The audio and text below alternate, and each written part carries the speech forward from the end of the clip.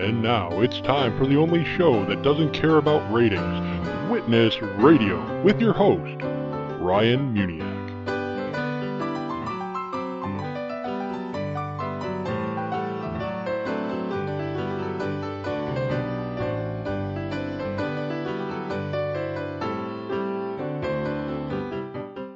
Hello everyone, and welcome to Witness Radio, the only show that doesn't care about ratings because our sole purpose is to save souls.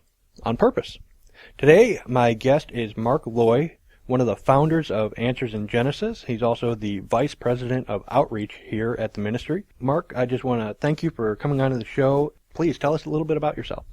And thank you, Ryan, and appreciate your heart for evangelism. And as you know Answers in Genesis so well, if you just scratch us a little bit, you'll know underneath we're all about proclaiming the gospel. But many people nowadays don't trust what the Bible says, including the gospel message, because they think that the book of Genesis and the other books of the Bible are not accurate or authoritative. So we thank you for your ministry.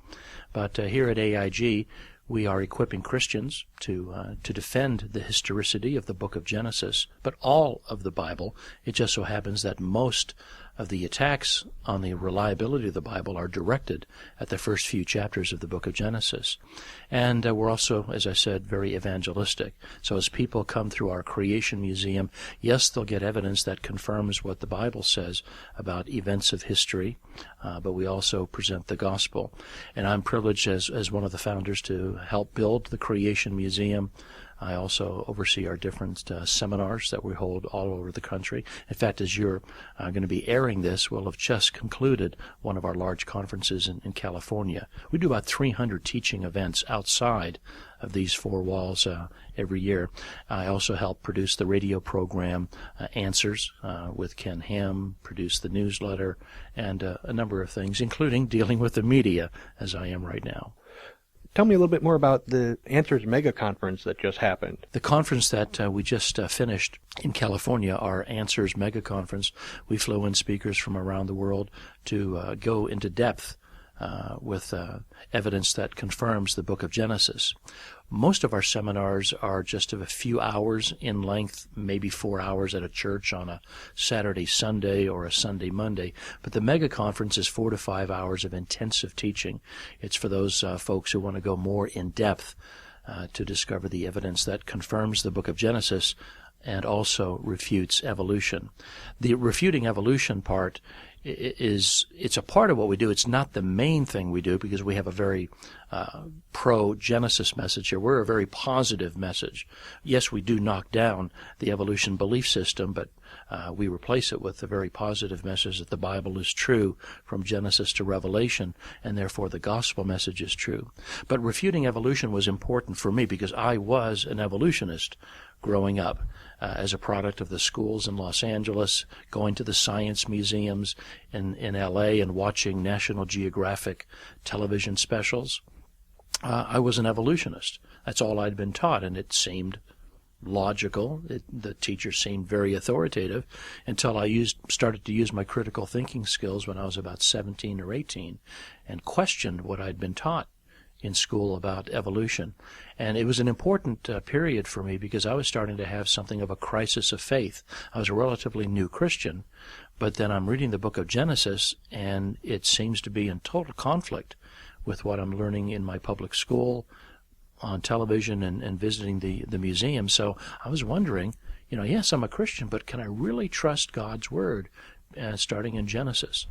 And so I started investigating this.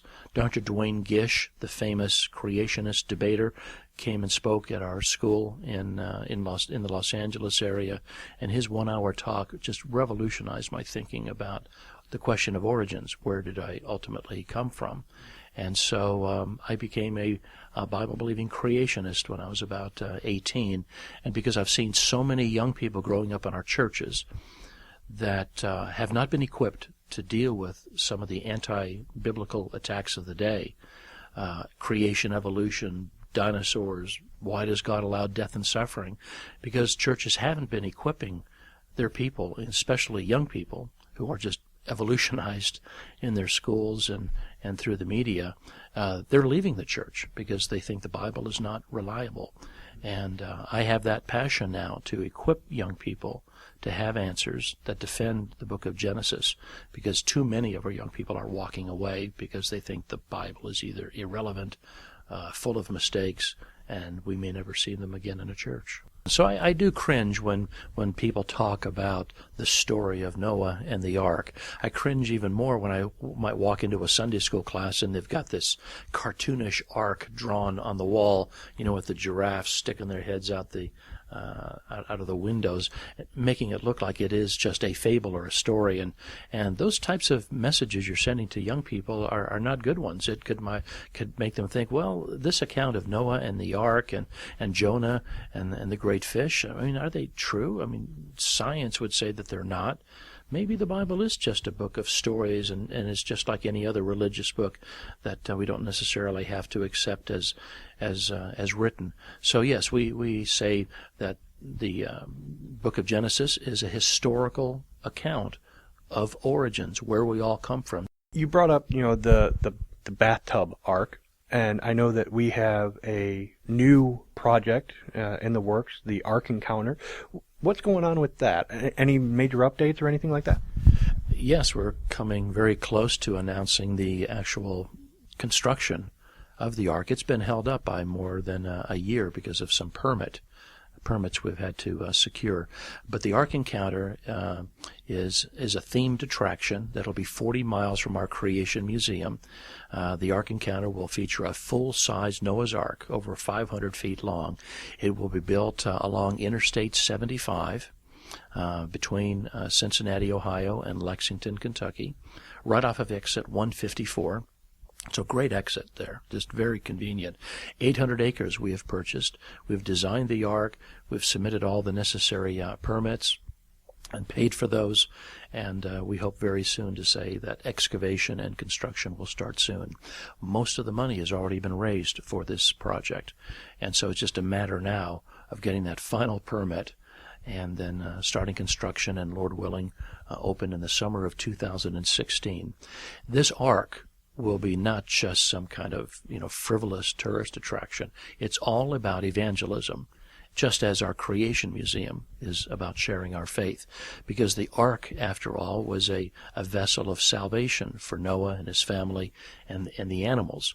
And we will segue from that to present Christ as our modern-day ark of salvation. Yes, we'll have plenty of exhibits and wonderful high-tech displays, animatronic creatures, and so it'll be a fun experience. But the most important thing is that people leave with an understanding that if they're not Christians, that they're lost and in need of salvation. Is that going to be it? Just the ark with all the stuff inside, or is there going to be more to it? You've got 800 acres, you said?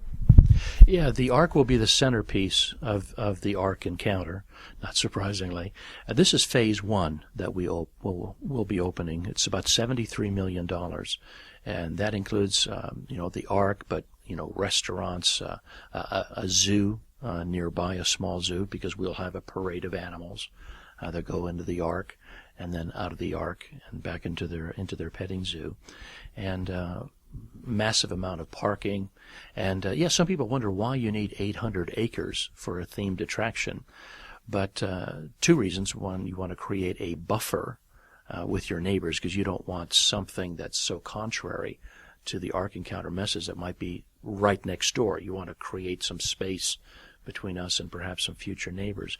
But also the terrain is gorgeous here, but it is kind of rolling hills. And so out of that 800 acres, I would say at least 200 of it is usable, meaning that it's relatively flat and you don't have to move a lot of dirt. And this is first phase. There will be several other attractions that will come to the park. If the Ark Encounter, if the full-size Ark is successful in drawing a certain number of people that will give us the income to continue to build on the park, yes, there should be several additions over the years, hence another reason we need about 800 acres. Let's move on to what everybody wants to know. Answers to some of the most asked questions and some of the common objections that you guys face day to day from atheists and evolutionists. What are What are some of these questions, and more importantly, what are the answers to those questions? I'm not a scientist. I'm not a theologian, so I can't give you deep answers to questions about dinosaurs or carbon dating and topics like that. But you're right. If we go on talk show programs, and Ken Ham is on there frequently, and they open up the phone lines to callers, the same questions pop up time and time again. You can almost write them down ahead of time. And that's why those types of questions are addressed in our museum, because we know what people are asking. And we've known that for years and years, and so we address them in the museum, from Cain's wife to carbon dating and so on. And that's why we have a book called The Answers Book, the 27 most asked questions that people ask about the accuracy of the book of Genesis. And so the questions usually, maybe the first question could be, don't dinosaurs disprove creation? Don't dinosaurs somehow prove evolution? In fact, dinosaurs are probably used by evolutionists more than any other topic to try to convince people of the evolutionary belief that we've evolved over millions and millions of years, that dinosaurs perished 65 million years ago before man appeared on the scenes. Dinosaurs are almost like the icon of the evolutionists, and that's clearly on display when you go to natural history museums like the large museum in Chicago, the Field Museum. Some very impressive dinosaur skeletons, but they're always presented in an evolutionary context. And science textbooks use dinosaurs. So here at the Creation Museum and through our different outreaches, we want to present the true history of the world, and we use dinosaurs as our icon, if you will. And it's done through animatronic dinosaurs and dinosaur bones and that allosaur skeleton. We believe, and this is something that I didn't accept. I used to believe in the evolutionary story that humans evolved millions of years after the dinosaurs disappeared, until I started looking at the evidence for myself and just didn't accept things at face value. That dinosaurs are actually explained by the Bible, where they came from, what happened to them. We think they were on Noah's Ark, and we'll show that or depict that in the Ark encounter. But somehow, well, not somehow, but very deliberately, evolutionists have used dinosaurs to try to convince children that these massive creatures died out in evolutionary history. Other questions that are similarly related to the age of the dinosaurs would be, isn't the Earth millions or billions of years old? That question will pop up wherever we go. So we address that here head on. And we believe that, let me give you one example here as we continue to talk about dinosaurs. A T-Rex bone was found in Montana. A Tyrannosaurus Rex bone was found that had soft tissue still in that creature and blood vessels. Now, that creature did not die out 65 million years ago. If you could open up the bone and the blood vessels are actually elastic, you can, they kind of return to their position after you move them. Now, that creature was around relatively recently. That's powerful, compelling evidence that dinosaurs have been around recently. Now, we're not going to use the word proof on this, but that and all sorts of other evidences suggest that dinosaurs have been here in the last few thousand years. And that includes drawings of them in South Africa or South America, petroglyphs done by Indians in our west of dinosaur-like creatures looking like sauropods. We even have dragon legends all over the world, including on the flag of the country of Wales, right next to England. There's a dragon on there. It looks like a dinosaur. And so I just encourage your listeners who have never been taught the other side of the story about dinosaurs to dig into it, and they'll find, I think, as I did when I was about 18 or so, that the book of Genesis actually explains the true history of our origins and the origins of all living things, and that the evolutionary view is bankrupt scientifically and fraught with problems, including the supposed dating methods that they use to say dinosaurs lived over 65 million years ago. Carbon dating, by the way, has nothing to do with dating things to millions of years. So even evolutionists will say that. Now, there are other dating methods that supposedly give old ages like rubidium, strontium, potassium, argon. But if you look at those dating methods, they already have built into their equations long ages. You can't, that's how those things work. But if you use your critical thinking ability and study these dating methods, you'll find, as our scientists here continually say, that they're totally unreliable. Even carbon dating is not all that reliable, even though it dates back only thousands of years.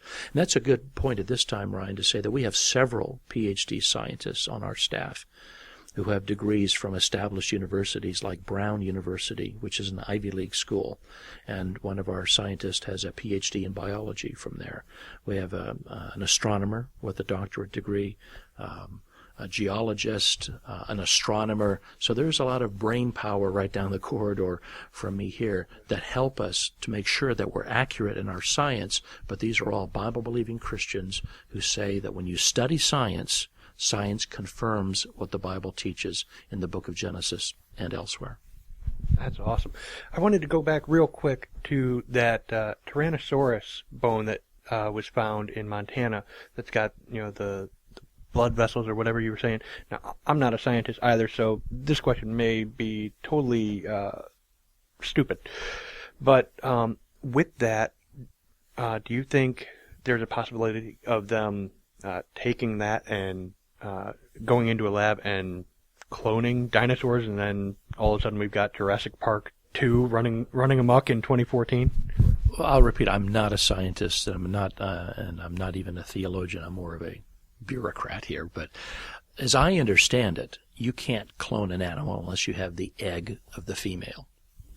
And so without that, because you have to insert into that egg of the female I guess you call it the DNA of that Tyrannosaurus Rex. So I think Jurassic Park seems to be totally fictitious. Now, if you find a live dinosaur today, and who knows, it's possible.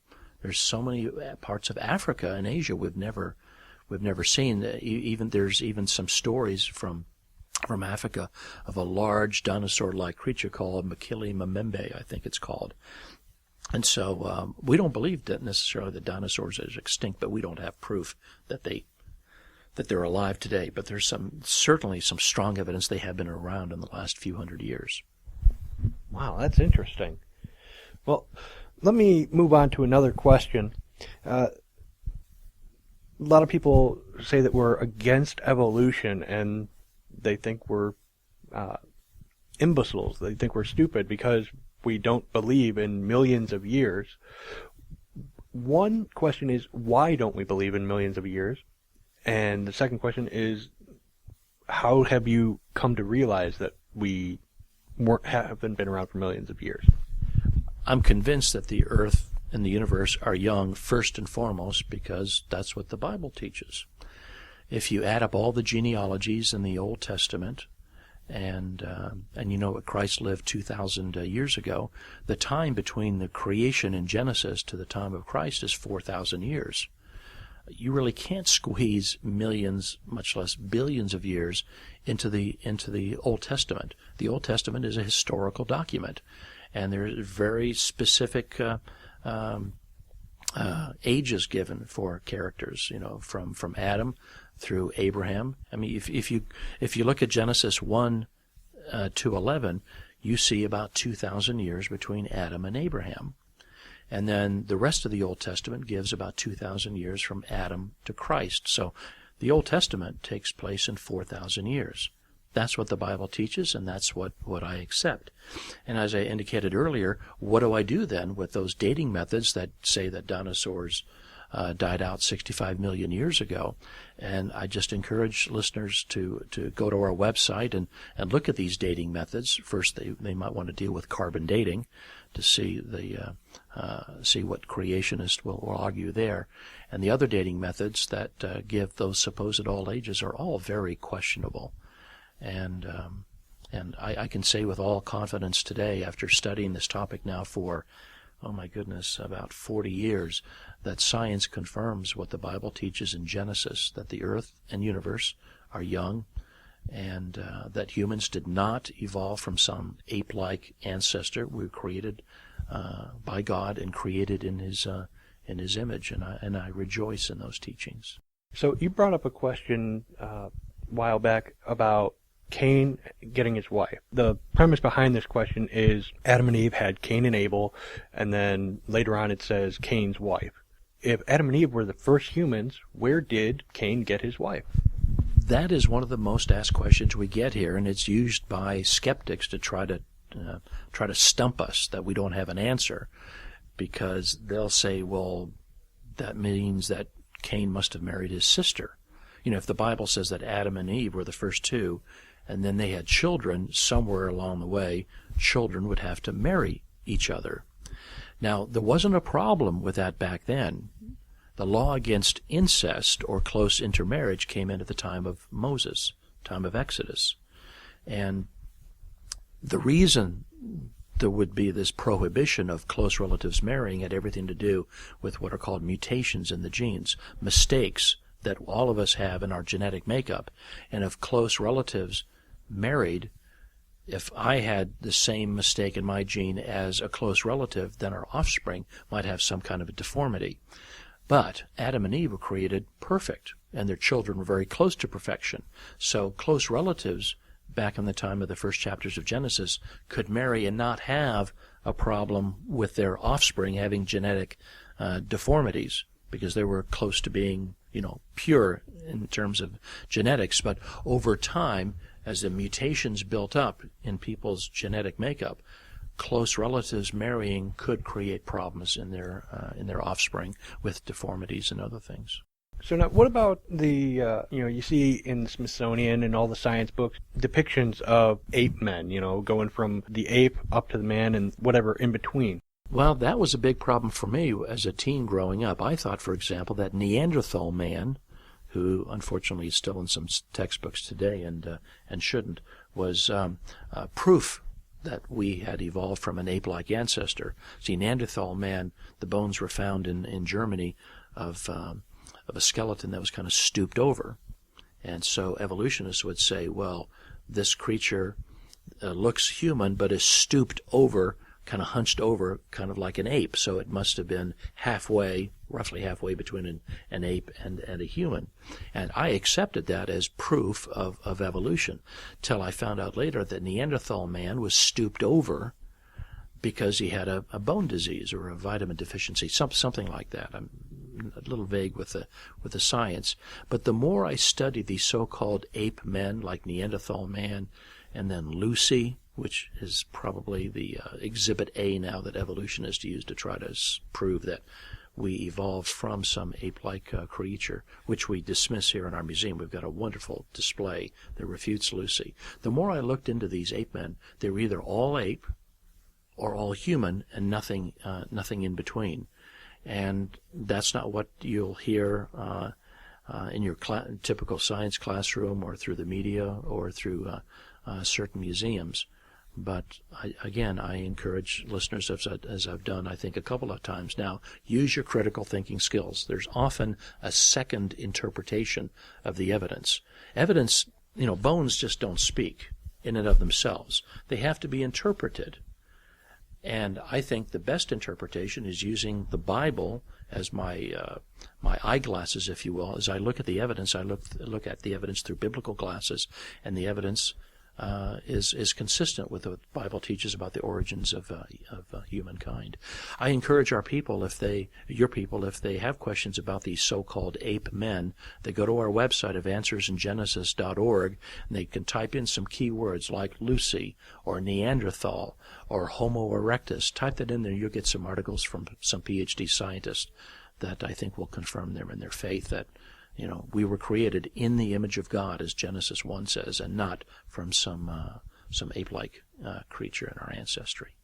You, as a Christian, say that God created the earth and it was perfect, but there's death and suffering. Where did the death and suffering come from? Why do you say that God created everything perfect when we have death and suffering? Since the 9/11 tragedy, some 13 years ago, that may be, if it's not the most asked question we get here at the ministry, it might be number 2 or number 3, and that is, if there's a God, if there's this all-powerful God, why is there so much death and suffering in this world? Well, we go back to the book of Genesis, where it was a perfect world until we had the rebellion of Adam and Eve into sin, and everything changed in the universe at that point.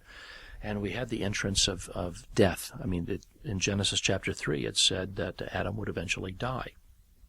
We have death and suffering in the world today because of the rebellion of humankind against a holy Creator. We shouldn't be shaking our fist at Him. We should be looking at our own sin. And we see death all around us. Even we see beauty in the world today. We have remnants of that wonderful creation as we look at just the wonderful handiwork of God throughout our planet. But death and suffering entered right there at Genesis chapter 3:15. And we see animals killing each other. We have diseases like cancer. These things did not exist in a perfect world. But thank goodness one day our world will be restored, as the book of Revelation teaches. And meanwhile, God has given us the mental capacity to deal with some of these horrible diseases like cancer. I've got a friend I was on the phone with just about 45 minutes ago who, years ago might have just passed away because of the lack of medical understanding of cancer and all the technologies that are being produced. So, death and suffering and cancer and diseases are a result of what happened in Genesis chapter 3. I know that was supposed to be the last question, but it made me think of one more, and this, I think, is going to be the most important. You talked about sin as a result of death and suffering.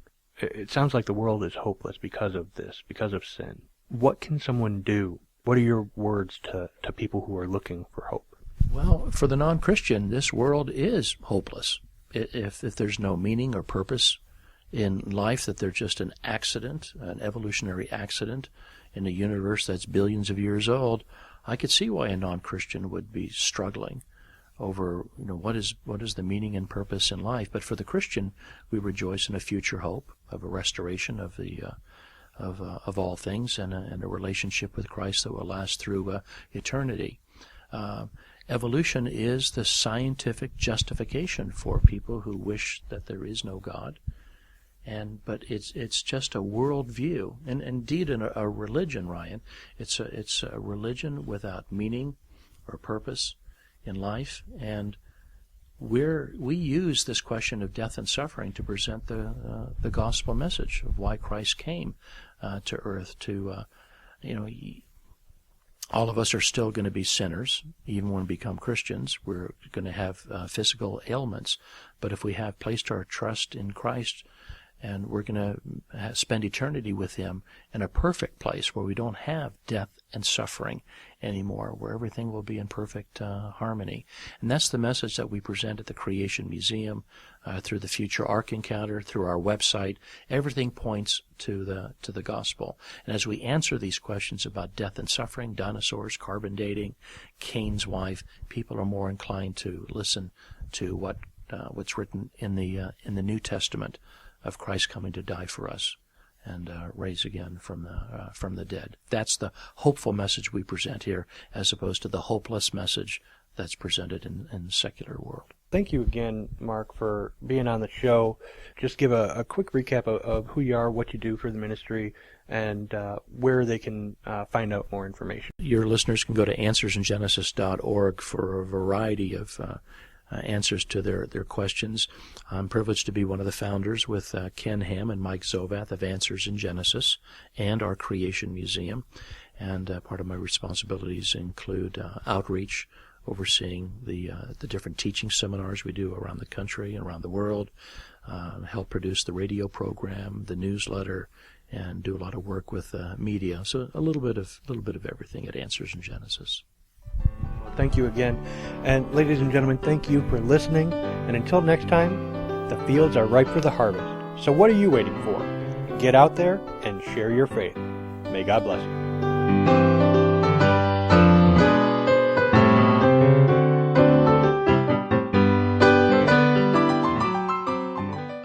Ratings. We don't need no stupid ratings. You're listening to Witness Radio with Ryan Muniak. But we likes Ryan. We do! Just go to witnesstalkradio.org.